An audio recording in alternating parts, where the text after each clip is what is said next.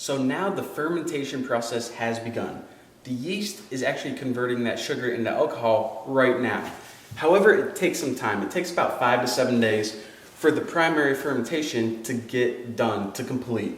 So our job is basically let the yeast work, and we also need to be responsible for keeping all of the germs and bacteria out of our wine. So go ahead and grab your sanitized lid and stick it on.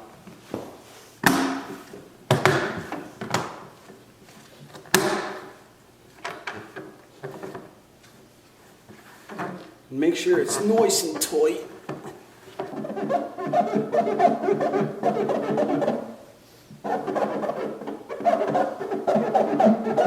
I'm just going to do this for like 30 more seconds.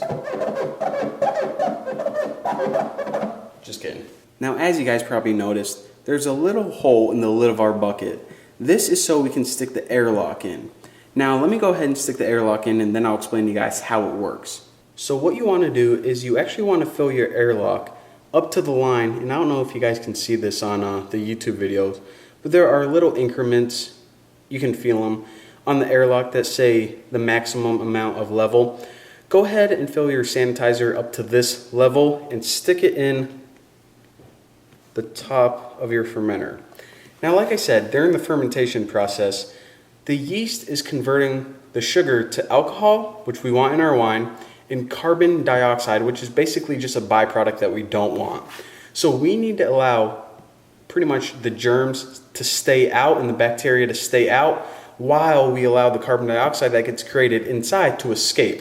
So that's what this does. Whenever gas gets created, instead of building up in the bucket and then blowing up eventually, what it does is it escapes this through this series of tubing, and you guys are going to start to see little bubbles coming out, and that's the carbon dioxide escaping.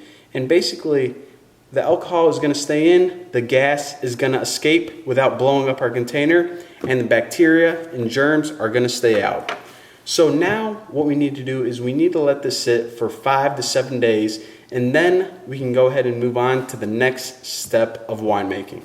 So take the bucket and set it in a room where no one's going to disturb it. And it's actually pretty important to make sure that the temperature of the room is between 72 and 75 degrees Fahrenheit. If it's too cold or too hot, the fermentation process may take a little bit slower.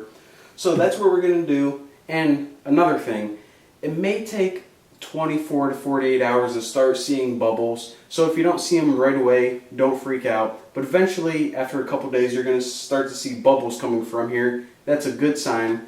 And like I said, the fermentation process takes about 5 to 7 days. So for now, thank you guys for watching, and I'll see you then.